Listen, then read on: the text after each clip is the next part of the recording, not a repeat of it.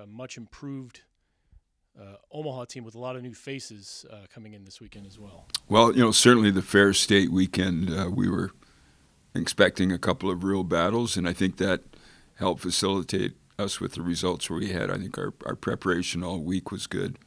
Friday night, we won 4-2. It was a battle. Obviously, we expected Ferris to come in here and play hard. We didn't take advantage of our chances, had a couple of mistakes that cost us there, but found a way at the end to win the hockey game, and that's the bottom line, is when you win, you feel good, and when you lose, you feel lousy. So we had a good feeling after Friday night. We also knew that we had to be better to go up to Ferris and play them in their building. It's a tough place to play. The crowd's right on top of you. It's a great college atmosphere, and we were good right from the get-go. The first period ended up 1-1, but we had a lot of great opportunities, and second period started real strong. We were very good on face-offs, which meant a lot of puck possession for us, and guys were jumping, skating. We had four forward units that were contributing. Our defense was solid, and Brandon Bussey was not called upon a lot, but when he was, he made some tremendous saves. So to get 2 wins against Ferris State is always special.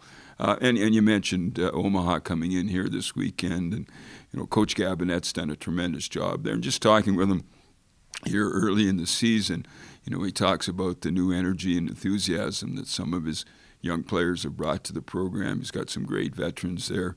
They've always been a team that plays us real hard, and we split with them last year, winning once in their building. They won once in here, so we know what to expect. Should be great hockey, should be another packed atmosphere. And I want to again comment on our fans this weekend for the Friday night home game against Ferris. It was impressive. We've already heard from recruits that watched the game or were there, and to see that kind of atmosphere is special. You're unbeaten in 5 straight following that Friday night at Michigan. Is there anything that you've seen that's been different from your team since that point? Well, it's really interesting, and we talked about it last week in terms of how to approach games, and the team that showed the most improvement in the National Hockey League last year was the New York Islanders, and they were 11 wins in one loss in the second game of back-to-back games, a record by far. It just doesn't happen in the National Hockey League. They had reasons to be tired, reasons to have excuses, travel, whatever, back-to-back games. They didn't have any. They just played the game that was in front of them. That's kind of the approach that we're taking right now, and it's certainly great that we're unbeaten in 5 games, but all that's important right now is the game that's in front of us, and that's Friday. We'll play that as hard as we possibly can, be prepared for Saturday night once that day comes, and that's the approach we've taken. I think, again, we've been getting scoring from a lot of different players. Some guys have really stepped up. I think some of our other players that have struggled a bit offensively, in terms of point production anyways, are starting to get in the groove as well. And we've played everybody we've needed to with the injuries that we've had. And, obviously our goaltending has given us a chance every night too, which is a real good feeling for a team when they know that they've got that guy back there that's stopping the puck. You've played a tough schedule since you've been here. The next 5 series: Omaha, Denver, North Dakota, Notre Dame, Duluth. I know there's a nice long break in between 3 and 4, but still, when you look at that, you feel like your team is ready to kind of deal with the gauntlet that's about to come your way?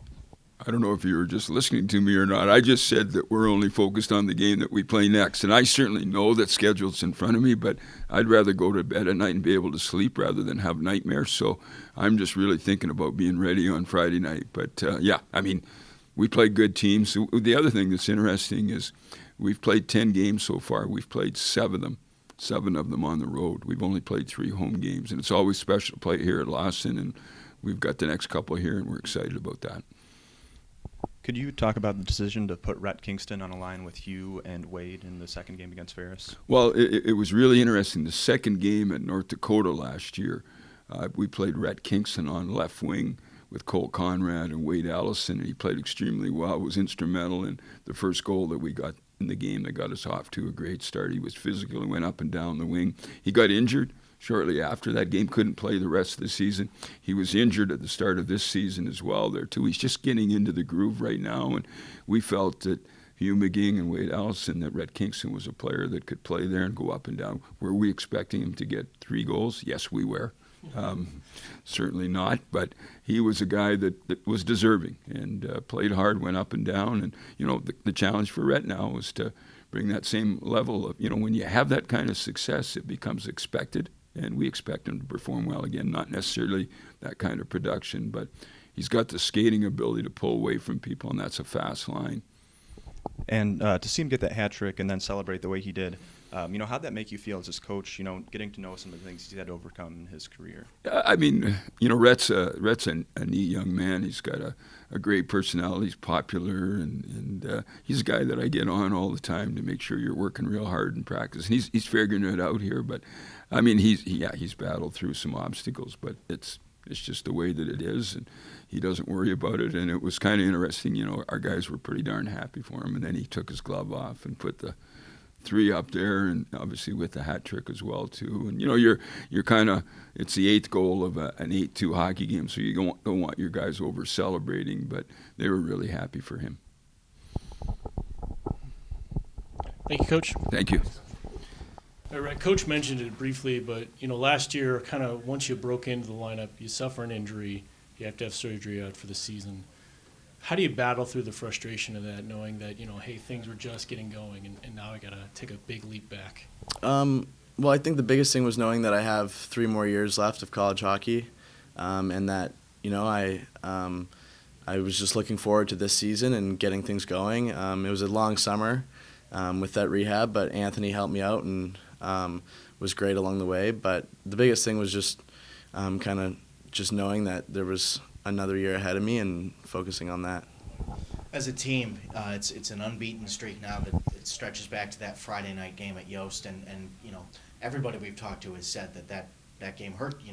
You felt that. What's been different since that point? I think that was just a bit of a wake-up call for us.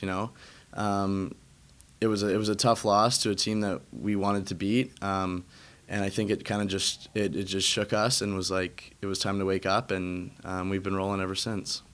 Omaha is a team that has had lots of success throughout the years. What do you expect to see from them this weekend? It's going to be a battle. All NCHC games are. They split with Wisconsin this weekend, so they're going to be feeling good about themselves, and we're feeling great about ourselves. So it's going to be a war. How did it feel to get that hat trick on Saturday against Ferris State? It was awesome. It was a pretty cool feeling. Those don't come around very often. So it was an awesome feeling. But I had good help from my line mates and a couple nice passes to make that possible. You have 2 goals in that game. Team's obviously playing really well offensively. Was the celebration spontaneous or something that you kind of were telling yourself you were going to do after the second goal? We had talked about it as a team, kind of. It gets thrown around there. Hey Kinger, if you ever get a hat trick, you got to do it. And so after that second period rolled around, in the dressing room, it was definitely a topic. So when I scored that third one, I had to do it. And how did it feel to have that reception from your teammates? Coach Murray said they were all really excited. It's an 8-2 game, so you don't want to pile it on too much, but to see them embrace you and celebrate with you the way they did, how did that feel? It was awesome. We have a great team, super good group of guys, and they just support me like crazy. I didn't want to celebrate too much, like you said, with it being 8-2, but no, they have my back with everything I do, so it was awesome to have those guys behind me. Friday was a tight game. Saturday started out the same with a 1-1 tie going into the second period. What did Coach Murray tell you guys that kind of all of a sudden sparked a 6-goal outburst in the second period? He just said, stick to the game plan and go out there and play our game. We're a fast, skilled team, and he just said, play the way we can. Everyone go out and do your own job, and it will all come together. So you get put on a line with Hugh and Wade. When you're out there, what are you doing when you're at your best? I'm playing fast and I'm playing physical, and I'm creating open space for those guys to work their magic out there. They're amazing players, and it was awesome to play with them. But yeah, I'm just flying around and making plays and being physical. Thanks, Rhett. Thank you.